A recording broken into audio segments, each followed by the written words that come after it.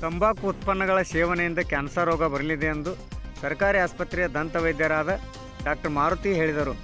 ಕೊಪ್ಪಳ ಜಿಲ್ಲೆಯ ಯಲಬುರ್ಗಾದ ಪಟ್ಟಣ ಪಂಚಾಯತ್ ಸಭಾಂಗಣದಲ್ಲಿ ಪಟ್ಟಣದ ಪೌರ ಕಾರ್ಮಿಕರಿಗೆ ತಂಬಾಕು ಹಾಗೂ ಮಾದಕ ವಸ್ತುಗಳ ಸೇವನೆಯಿಂದ ಆಗುತ್ತಿರುವ ದುಷ್ಪರಿಣಾಮ ಕುರಿತು ಆರೋಗ್ಯ ತಪಾಸಣೆ ಶಿಬಿರದಲ್ಲಿ ಭಾಗವಹಿಸಿ ಮಾತನಾಡಿ, ಸಮಾಜ ಪರಿಸರ ಆರೋಗ್ಯ ಕಾಪಾಡುವರು ಕಾರ್ಮಿಕರು, ಹೀಗಾಗಿ ಪೌರ ಕಾರ್ಮಿಕರು ತಮ್ಮ ಆರೋಗ್ಯದ ಕಡೆಗೂ ಗಮನ ಹರಿಸಬೇಕು ಎಂದರು.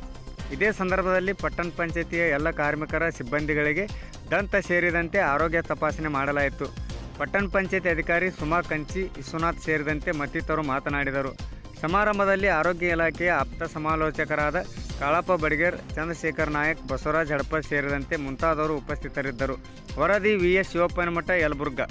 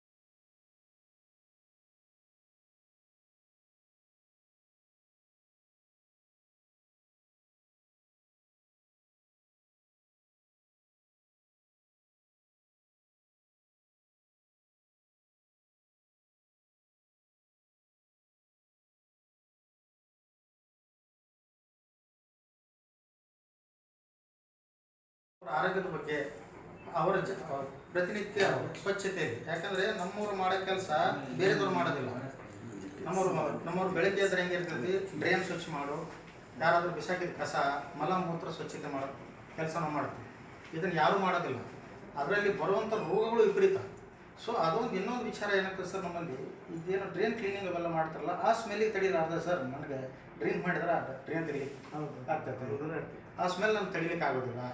ಸೊ ಇನ್ನೊಂದು ಏನಾಗ್ತದೆ ಸರ್, ವಿತ್ ಸೇಫ್ಟಿಯನ್ನು ಕೊಟ್ಟಿರ್ತೀವಿ, ಆ ಒಂದು ವಿಚಾರದಲ್ಲಿ ನೀವು ಭಾಳ ಕಾಳಜಿ ವಹಿಸ್ರಿ. ನಾವು ಅದೇ ಪ್ರತಿ ಸಾರಿ ನಿಮ್ಗೆ ಸೇಫ್ಟಿಗಳನ್ನು ಹಾಕ್ಕೊಡ್ರಿ, ನಿಮ್ಗೆ ಜಾಕೆಟ್ ಎದು ಕೊಡ್ತೀವಿ, ಗ್ಲೋವ್ಸ್ ಇವೆಲ್ಲ.